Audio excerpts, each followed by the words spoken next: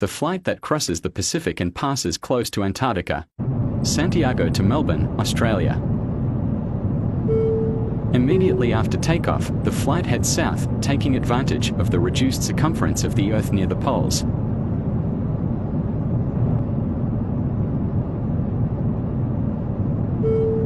The route is impressive.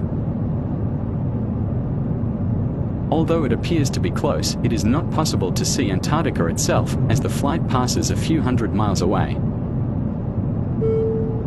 However, it is possible to see gigantic icebergs that are nearby.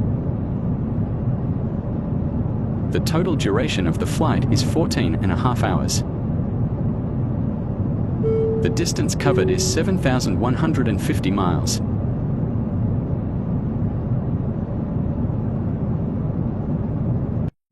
Comment if you would have the courage to take this flight. Airplane #.